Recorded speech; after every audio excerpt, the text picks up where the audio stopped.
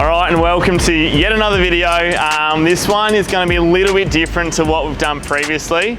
We're going to explain a few of the features in depth of what we can offer here at GCI Tradetech. We're really going to dive deep into the water tank, tunnel draw configurations that we can offer, as well as leading into what I would personally put on the back of a Ford Ranger, so my hypothetical build. So this is part one, and then next week or the week after, we're going to be doing the full canopy. So I'll run through canopy options, as well as what I would pick to go where, and also weights, lengths, you name it. Basically this video is going to have it in it, so let's do it. A deep dive and then water tank. Nice, deep diving in the water.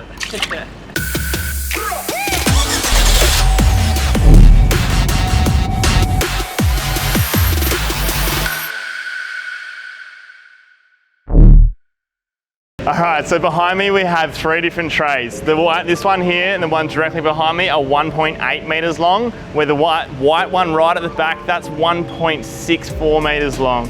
So one issue we have here at GCI Tradetech is how do we pack in as much as we possibly can underneath the tray. So with that I mean our water tank and also our under tray drawer. Let's get into this one right here. This is our most common setup we do. It is available on the majority of the cars. So this is a 1.8 meter long tray with a 36 litre water tank and a 1.2 meter drawer.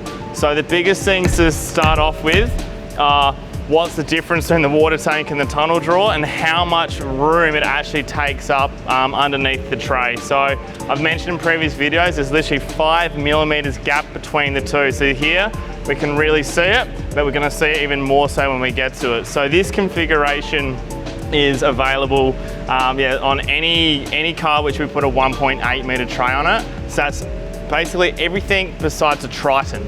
But this tunnel drawer here is a 125 millimeter deep tunnel drawer. So that's the most common one. Goes on all our Hiluxes and our Rangers. If you have a D-Max, an Amarok or a Land Cruiser, you can go to 150 millimeters deep.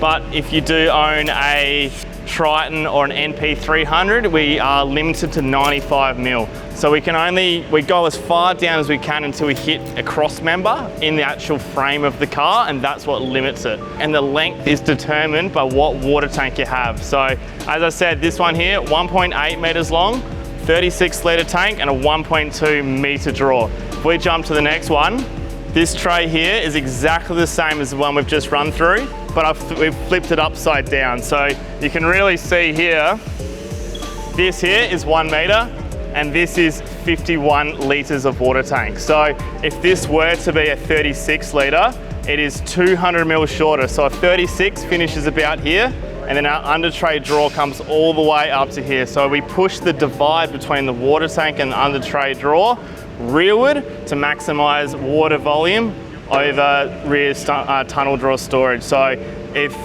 you prefer additional water over additional storage, this is a combination we sell quite regularly. Next one, this is a 1.64 meter long tray, so we call it the compact. This here is a 36. So actually if I grab this, just be careful not to scratch it. This is a 36 litre tank. Let's put it on top of the 51. So that there you can see the difference. So that there, that's 200 mil.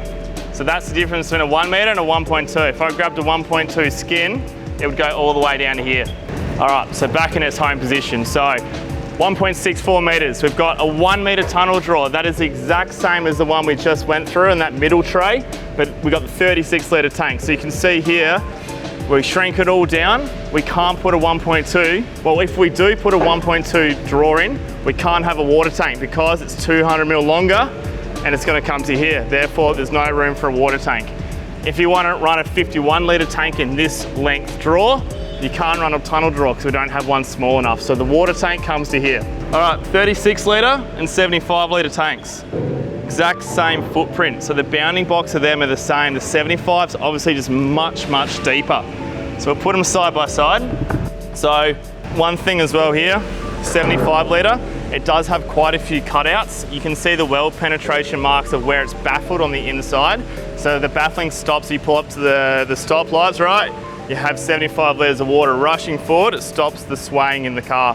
So that's why we baffle them. We can't do that with a poly tank. That's another reason we go stainless. We have dual outlets here. This one here is for the Amarok. This one here is for the Land Cruiser. So we can put an extra outlet on there to maximise the usability of this tank. So if I put this into our compact tray, you can see how much bigger it sticks out by. And yeah, so this would be for a Land Cruiser or a Amarok.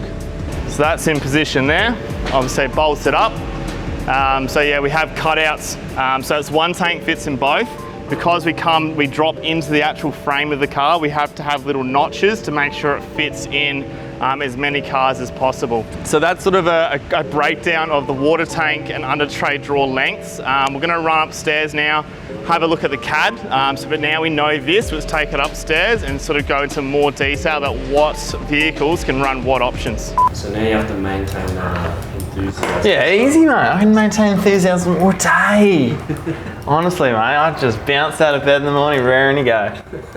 You ready to go? Yep. So the first thing to consider when picking a tray to go on the back of your ute is the tray length. So we've mentioned we've got the compact and the extended trays, and we understand now the water tanks and the under tunnel drawers. The biggest thing with the length of the tray is where the tray ends in relation to the tow bar. So if you're towing every single day and you want that tow bar overhanging the tray, we go for a shorter tray, where if it's not as important to you, we can go for the longer tray, so the extended. So with the Rangers, the extended is the most common one, so that's what we've got in front of me now. So as we go through it, so we go upside down, we know exactly what these guys are now. We've got our toolboxes. You can even see how close we can go with our toolboxes to our mounts here. So there's about 5mm clearance between the two, and we can only achieve that because we 3D scan the vehicles and then everything is done in SolidWorks, so it is millimetre perfect and we don't have to worry about things hitting. It's 5mm, but I can guarantee there's 5mm of space down there. So we've got the drop sides. These are the full length drop sides. So these are basically required if you do want to use it as a actual ute. If you do put a canopy on at a later date, if it isn't a full length canopy, we can shorten the drop sides where you reuse the rear piece, which is this one here. And then we do shorter ones depending on the length of canopy. So if it's a 900 1262 canopy on this style of tray, we can achieve still the ute section at the back of the tray. Toolboxes, obviously these are all the ones that pull out. So if I open this up, pops out there. So I won't go into too much detail of how it's all built, but that is the end result when the toolbox is all open. The tie down rail, so we know this is all welded into every single Tradetech product. This is an extrusion. We cut this on the rotor machine, which is a tube laser. It's a 6-axis machine, so it basically goes every which way you possibly could think. It can cut normal to at an angle. It's a really amazing machine. So with the reverse buckets, we've got obviously our latest updated lights. These are the only lights we offer now. We've gone away from the larger maxi style, and these are the ones we will be offering going forward. So we can see their exact model of it, how it's recessed into the tail light bucket. We then also have our reverse sensor plastic. So it's the same outer housing for every single vehicle, but the inner housing is sort of model specific. So with all these trays, obviously this is a range we're running through at the moment. We have options for every single vehicle that we offer. So you won't get the same toolbox in a Ranger that you will a D-Max. They're slightly shorter and slightly deeper depending on the model you go for. So we do maximize as much as we can.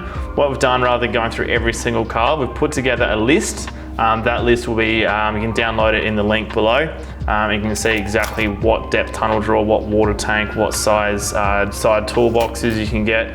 And also like water tank outlet positions, they all vary from car to car. So rather than bore you and go through it now, download that link and yeah, check it out for yourself. So what I can do, we've mentioned that we 3D scan all our vehicles, and obviously if you checked out all our other videos, there is one just on 3D scanning, but I'll load up the 3D scan here so that you can see exactly what it looks like on the Ranger. So I don't have the toe ball the toe tongue in here, but you can see that there is the end of the factory bar itself. So if that is a concern for you, we can run the shorter tray, the compact tray, and that does bring everything further forward. You do have shorter toolboxes because everything obviously from the rear or the rear wheel is shortened. Everything at the front is the same because it's the same vehicle, we're just changing the tray length. You can see another criteria of us placing the tray on the car is window protector. So we have to make sure the window protector lines up with the factory, the rear window of the factory cab. So if I go clear there, you can see how well it's matched up. So one massive consideration we have to take into account is weight. So the tray itself doesn't weigh a heap, but obviously most people who are going to go touring and go hardcore four driving, they're putting a canopy on the back of this. So with our canopies, we have to be careful find out what the customer's using it for. If they're going, or if four driving performance is really important to them, doing a full length canopy isn't the best idea because you're going to have so much weight rear of the rear axle, and it's just going to destroy all your performance and handling. It's going to be like driving a boat. So with the tray itself, we've mentioned the tow bar length. If you don't load up the tray, you can still have it and then chuck firewood on there or whatever you want to do. It's the canopy itself which weighs the most. So speaking of weight, we have this whole system here. If I click up here, go to mass properties, I can see that this complete unit weighs 260 kilos. So this is a fully spec tray. So you're going to take off your factory tub. I think it weighs about 125 on the range. Don't quote me on that, but it's around about there. So for another 135 kilo, you're getting a lot more bang for your buck. So there is a bit more weight. You do need to check your GVMs. You do need to make sure that you are legal, especially once we start talking canopies. So if we do want to get the best performance out of the vehicle still, sort of a half canopy or a 3/4 canopy is a much better idea than going a full length. But that said, if you do want to go a full length, we just have to make sure we keep all the weight in that canopy. So our fridges, our electrics, all that weight up front, as close to the front or the rear axle as possible. And then if we do put drawers in the back, we just keep them light. We don't overload them, we don't go crazy. We keep all that weight as far forward as we possibly can. As far as trays, me personally, this is what I would go for. I don't tow every single day, but I do really value the length of that tray. So having that tow ball a little bit underneath the tray or in line with the end of it's not a massive concern, but having the full 1.8 meter tray is really good for my needs and what I need to do. So we're gonna end this video here, being the tray runarounds. We're going to do another build video, or theoretical build video of a canopy. So I'm going to run through what I would personally do and how I would build my dream truck. The following video is going to be really cool as well. I'm going to run through a few options, really look at the weights of everything, and then yeah, just really build up my my dream truck. So cheers guys.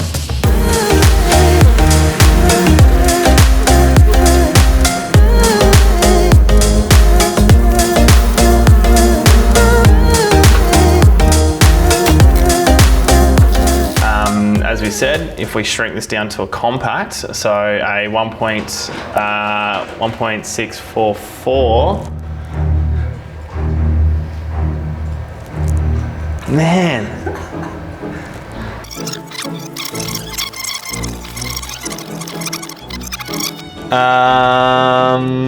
Where were we? Something that. Oh, yeah. How do you start a video, Matt? Wait, is this during a video? Or Start, the very start, intro. So,